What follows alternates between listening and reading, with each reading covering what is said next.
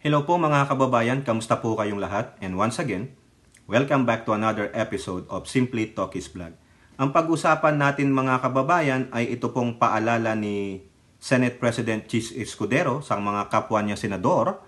At ganun din po sa dulo ng video na ito atin pong sasabihin sa inyo yung sinabi po ni Representative Janet Garin.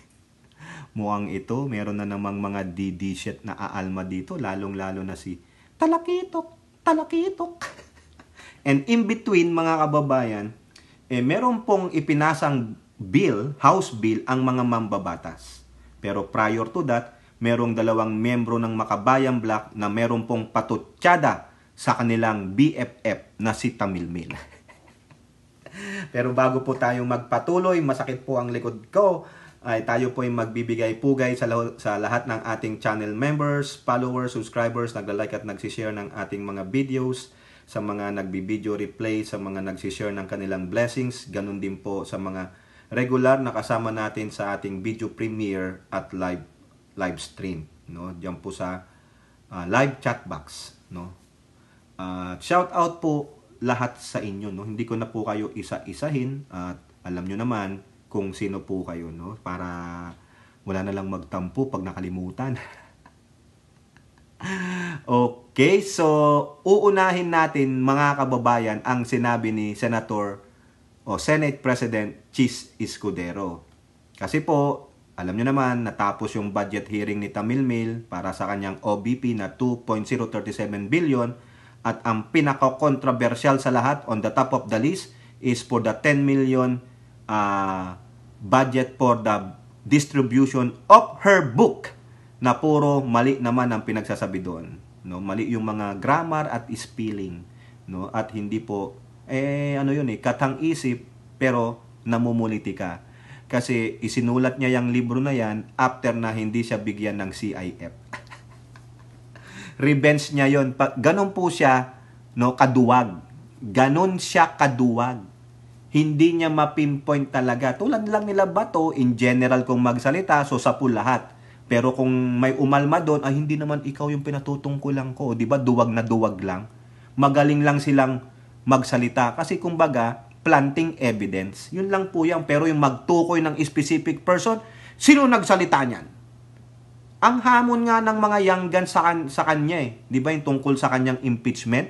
Sabi daw niya, ayon sa aking source na nandyan sa House of Representatives, usap-usapan po nila na ako ay kanilang i-impeach. Sabi ng isa sa mga young guns, correct me if I'm wrong, si Representative Ortega, ilabas niya ang pangalan nung nagsabi sa kanya.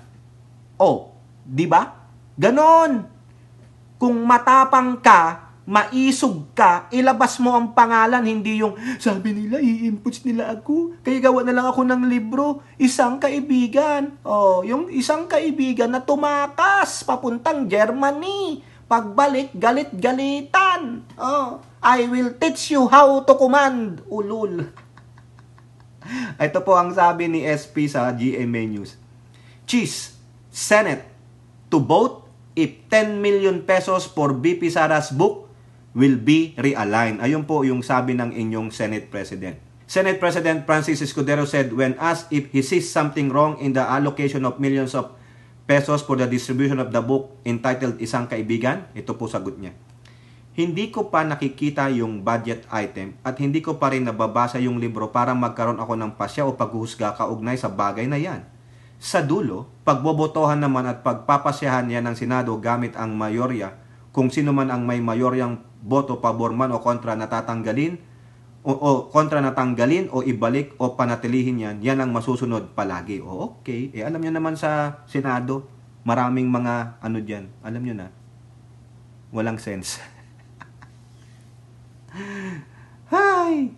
Ito pa sabi niya, Escudero pointed out that the decision to realign allocations in the bill containing the proposed national budget should not be based on emotions. Si Sara lang naman ang gumamit ng emotions, di ba? Especially on the case of the 10 million pesos for the book which sparked a heated exchange kay Tamilmil at kay Risa. Hindi dapat haluan ng anumang uri ng emosyon ang anumang pagpapasya ng Senado bilang isang institusyon, kaugnay ng anumang panukalang batas, kabilang na ang budget. O, ayan. Sabi pa ni Escudero, ito, pakinggan ninyo. Still, for Escudero, Hontiveros questions were valid. Anong masama dun sa question ni Hontiveros? Wala, kaya nga sinabi niyang valid. Tama naman. Prompting him to advise the heads of government agencies to be patient with an answer because they are connected with the functions of Congress. Correct. Tama.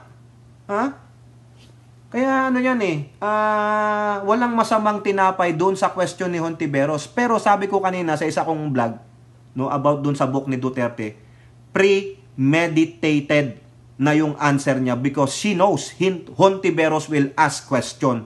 Kaya nga hindi tama, hindi direct yung pagsagot niya pinaikot niya. Minasama niya, nilabas niya yung baho ni Hontiveros. Kala naman niya magagalit si Hontiveros. Sabi pa nga ni Hontiveros, twice po madam, talo ako. Di ba? Sino ang mas biatch? Sino sa palagay nyo ang mas may utak, may sense? Di ba?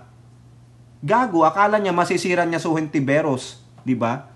Sira lang si Hontiveros sa mga kakampi niyang ni Tamilmil na mga less than 16%. Ito pa po ang paalala ng inyong Senate President, GMA News din. Cheese tells senators, refrain from commenting on impeachment moves versus BP Sara. Ay ang pagsabihan mo niyan, yung mga kakampi niyang, mga hindot, lalo na si Bato, hindi ako pwedeng magsalita niyan at nais ko ring palalahanan ng aming mga kasamahan sa Senado na huwag magsalita kaugnay sa anumang kwento o chismis sa usaping impeachment. Tama naman. Dahil ayon sa batas, posibleng makarating yan sa Senado at hindi magandang pinapangunahan ng sinumang membro ng Senado ang anumang usapin o impeachment na maaring makarating sa ating mga lamesa at tanggapan at institusyon. Ayan. He added, kung matuloy yan at kung makarating sa amin, uupo kami bilang mga mahistrado at hindi magandang may masabing membro ng Senado na prejudge o mayroon ng kapasyahan bago pa man dumating dito ang anumang kaso. Correct, may prejudgment na Di po ba? Ay, nako. Kasi, chismis lang to May nanggugulo lang. Gustong lalong pag-initin si Tamilmil. Kasi nga, parte yan ng destabilization plot. Ipapakita kung paano inaapi ng administrasyong ito ni Pangulong Bongbong Marcos si Duterte. Sinong maniniwala? Ano bang ginagawang moves ng Pangulo? Sige nga. 'Di ba? Trabaho lang ng trabaho. Hindi nga sila pinapansin kaya galit na galit sila. Sabi ng Pangulong Bongbong Marcos, if you make your enemies angrier, meaning you're doing a good job. Sinong nagagalit ngayon? Si Tamilmil. Because Hontiveros is doing a good job. The HOR is doing a good job. They're doing a bad job of destabilizing this government, mga motherfuckers. Kita nyo yung difference? Ulitin ko, mamita, Star Talk. Kung nakikinig ka dyan. Sabi ng ninong ko, si PBBM, if you make your enemies angrier, it means you're doing a good job. Itong mga minions ni Duterte na 16% lang at si Taeng Duterte, yung mag-aama na yan, they are now so angry because Hontiveros is doing a good job. The Makabayan Black is doing a good job. The other government agencies are doing a good job, doing their functions and work. The executive and the legislative, the HOR particularly, are doing a good job, except for Tamilmil. Saka yung maisog nila. Wala Yung mga destabilizers, wala Walang naniniwala, you are only 16%, mga inutil. Wala kayong bilang, wala pa kayong power, ang utot lang ninyo ang power at mabaho yung bunganga. Ayan po yan, di ba? Now, may isa dito na representante, parte ng Makabayan, si Castro. Ano ang sabi niya sa sinasabi ni Duterte na political harassment, yung ginagawa sa pamilya niya? Castro to Sara Duterte, search for accountability is not political harassment. Ito po yung tungkol sa COA report ng kanyang CIF. search for accountability. Tama, saan mo dinala ang pera ng taong bayan? Yan po yan. Huwag kang sisigaw ng political harassment. That is so yesterday. That is been used for how many years? Tapos na yan. Lumang tugtugin na ang political harassment. Pwede ba gumamit naman kayo ng makabagong termino na galing sa diksyonaryo na hindi pa namin nababasa? Mga animal, yung lintayan nyo na sinasabi nyong nagogotom na kami, naghihirap na kami, lumang-luma na po yan. Mahirap po talaga ang bansang Pilipinas. Marami ang nagugutom, maski na nung panahon ng tatay mo. Hindi pa panahon ng tatay mo, marami nang nagugutom ng mga Pilipino. Ang kahirapan at kagutuman ay nandyan sa ating bansa. Now, it depends to this current government how to alleviate those things. Kung hindi ka makakatulong, better resign. Para hindi ka namang mapahiya na na-impeach ka. Ayan. Diba? Nakakahiya po eh. Nakakagalit, nakakaasar. Diba? O, ito mga kababayan, tuloy natin. Labas tayo doon kay Castro. Isa na namang membro ng Makabayan Bloc sa House of Representatives. May maanghang na sinabi kay Tamilmil. O, politiko. Mana sa tatay. Brosas doubts Sara Duterte's claim of not running for president. Correct! Diba? Yung tatay niya, hindi ako magtakbo ng presidente. Maya-maya, nung matatapos na, nag-substitute. Ganon din si Tamilmil, nag-substitute. O, diba? Ang Pangulong Marcos ba, nag-substitute? Hindi!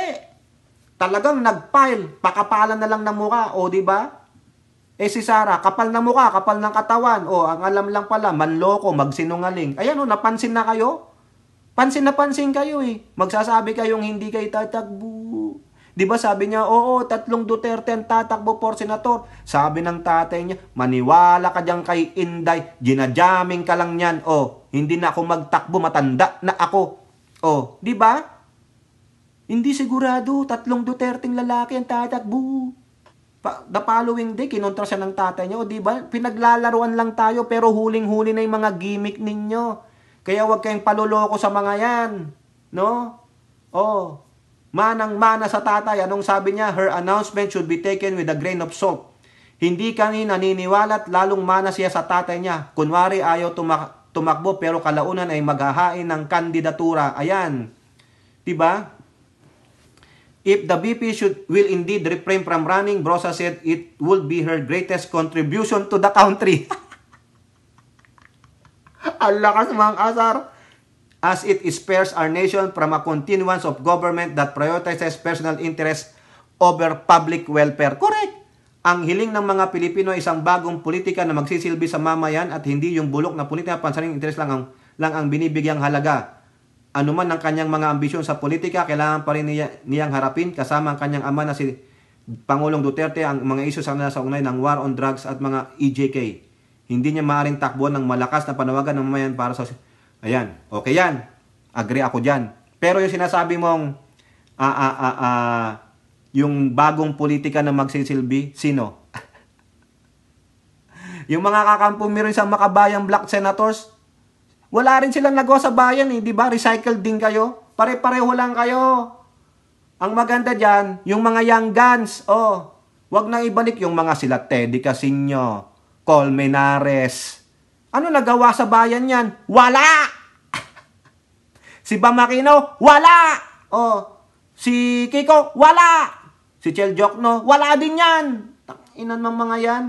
Pare-pareho lang kayo. Dapat ang magsitakbo dyan, si Migs Nograles, si Kong Hun, si Ortega, si Gutierrez, si Colonel Busita, si General Acop, si Erwin Tulfo, pwede pa. Kaso 2 Tulfo. Palisin nyo si Rapi Tulfo. Walang silbi yun. Ha? Ganon. Mga bago. Yung tutulong sa administrasyong ito itaguyod kung para yung ano man yung proyekto ng Pangulo para sa sambayan ng Pilipino. Hindi yung mga katulad ng Makabayan Bloc. Alam mo, makakalusot ka sa akin, Brosas, ha? Hindi po in defense of Sara ito.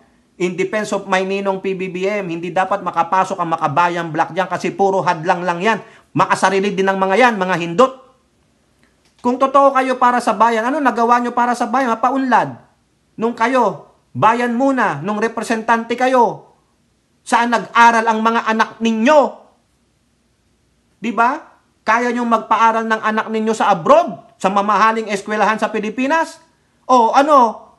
Pero ano kung naging contribution nyo sa bansang Pilipinas? Bakit hindi kayo nakapagpatupad ng mga batas para sa mga ARBs? Mapaunlad ang agrikultura, ang transportasyon. Wala. Ganon din kayo, kinain kayo ng bulok na sistema. Tapos ngangaw-ngaw kayo ng bagong politika na magsisilbi sa mamayan. Ano ba ang ginagawa ng Pangulo? Di ba? Gunggong pala kayo eh.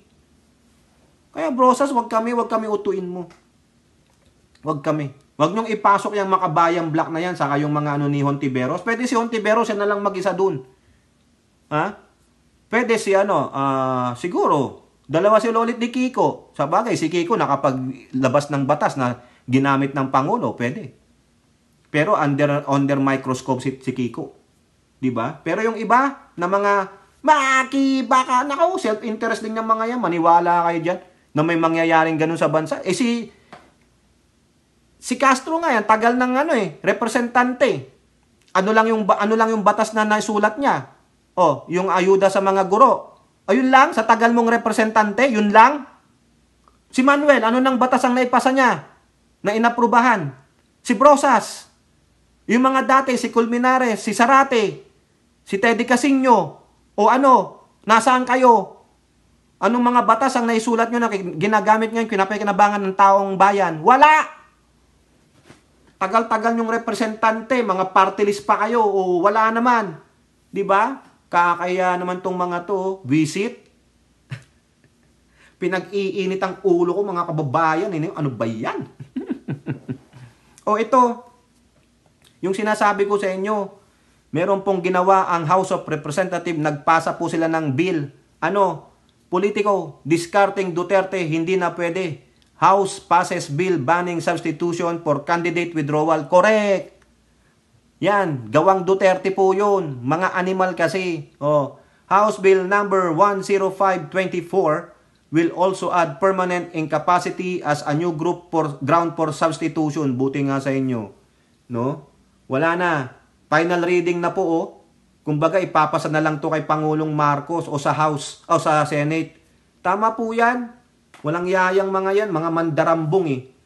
We need to include permanent incapacity as an additional ground for substitution of candidates to ensure that only those who run are put in front of the public during the campaign period will be the ones to serve the people should they be elected. Ayan. House Bill 10524 defines permanent incapacity as a mental or physical impairment or both based on a verified medical report of a licensed physician, rendering the candidate unable to perform the elected position's duties, and which appears reasonably certain to continue without substantial improvement until the term of office which the candidate seeks to be elected for. Ayan. Diba? The measure which will amend the Omnibus Election Code of the Philippines was approved with 195 votes. No one voted to oppose the passage of the bill. So ano nangyari doon? 195, 236 sila. So nawawala ang 41. Siguro yung mga kakampi ni Tamil Mil. 236 ba sila o 326, no? I-correct nyo nga ako. 'Di ba? Ganyan po 'yan. Silang mag-ama manang-mana, mga magsasalita pero iba po, no? Nilalaro lang kayo. Political genius daw po kasi sila. Sige, political genius pala kayo. Di harapin nyo ang Quadcom. 'Di ba? Harapin nyo ICC, political genius pala kayo magagaling naman pala kayo no? Eto mga kababayan, yari na naman si Digong dito, lalong magngingit-ngit si Roque dito. Anong sabi dito ni Garin? Politiko, Congress should investigate Duterte admin's 7.2 trillion debt. Yan ang inutang niya Ang total na dinatnan ni Pangulong Marcos, di ba na-i-vlog natin yan? Actually, 6.8 billion nga Ngayon, nadagdagan na pala, trillion nadagdagan pala ng 400 billion. 7.2 na Di ba? Ang iniwan nilang utang kay Pangulo is 13 million kasama yung mga previous presidents. Tapos magrereklamo sila, nagugutom kami. Nahihirapan kami. Pero nung presidente yung amo nila, wala silang masabing ganun. Ibig sabihin, Lami-lami pala kayo, hindi kayo nag-ipon. Lustay kayo parang si Sara Duterte, di ba? Tapos nung wala na sila daw makain, sisihin natin si Bongbong, kailangan ibalik si Sara kasi di na ako nakakain ng steak. Puro na lang Lucky Me ang kinakain ko. Wag naman ganon, lugi ako. House Deputy Majority Leader and Iloilo Representative Janet Garin emphasized the need to investigate the 7.2 trillion debt incurred by the Duterte administration to determine if it is truly benefited the Filipino people. Ay, hindi po. Nakita nyo na yung 51 billion saka 42 billion eh. Ilan na yun? Janet Garin. Government loans is a very serious matter. Why? Sinangla mo kasi yung future ng iyong mga anak at mga apo, and sometimes it's even more than that. Ganun ang ginawa ni Duterte. Kaya nga sabi niya, antayin ko na lang kayo sa impyerno. Kasi alam niya, malaki ang pagkakamali niya, kaya mag-antay na lang sa isang impyerno. Hindi ako pupunta dun. No? I categorically say, I will not go there because I love my father and my father loves me. Sino yung father mo? Doon po sa langit, si God the Father. Di ba? So why is it important to talk about this? Kasi hindi pwedeng may blanket authority lang dyan, just like what we saw in the pandemic. Nung pandemic kasi, parang naging excuse na umutang kaliwat kanan. Correct! Sasabing mahirap lang si Digong. Tignan nyo yung larawan nila. Nag-post-post pa sila. Ang ganda nga ng bahay nila. Yung ba yung mahirap? Yung mahirap, puro yero. Wala kang magandang hollow blocks. Wala kang picture frame. Wala kang magandang lamesa. Yun ang mahirap. Tangina naman, wag nyo kaming paglolokohin. Nakita naman natin na ang daming inutang para sa bakuna. Again, no. Loan should be dealt secretly. Kasi minsan, madaling umutang pagkatapos bahala na si Batman sa bayaran. Correct! Tama naman, di ba? Nakakaasar kayo eh. Ang dami nating problemang kinakaharap, pero ang pinakamalaking harang sa paggalaw at pagunlad ay yung sangkatutak na utang. Hindi naman natin alam kung tayo ay nagbenepisyo. Pero pilit na pilit at wala tayong magawa kundi binabayaran ng ating bayan. Correct. Kung ilan na bang naibayad? Ano ang sabi ni Secretary Recto? Sabi pala ni Gadon, itong kalahating taon ng 2024, 1.1 trillion na o billion ang naibayad natin. Tapos nung 2023, 900 billion ba? No, correct yun na lang ako, ha? Kaya nga inisip ko, meron na nga 2.1 trillion na ibayad ang Pangulong Marcos. Pero kulang pa rin. Di ba? Uutang ulit tayo. Di madagdagan ulit yun. Kung ang binabayaran lang natin ay interest, wala. Ewan ko. No? Kaya ito, gusto nilang imbestigahan. Patay na naman yan. Sino ang budget management niya noon? Nako. Patay tayo ito. Lalong magagalit ang mga DD-shit, no? EJK, Pogo. Next is ito, yung inutang ni Digong. Ay, puta era. Sasabihin lang ni Digong, bring it on! Bring it on! Because I'm going to the green grass anyway. Kaya nga sabi ni Garin, bye-bye na. Bahala na si Batman. Ganun lang gagawin sa inyo ni Digong. Bye-bye love. I'm going to the green grass of home. I'll see you. I will be 500 miles away. Tatakas na rin ako. Parang si Alice Go. Yari. Kayo po, ano pong inyong masasabi? Comment down below and don't forget to like and share.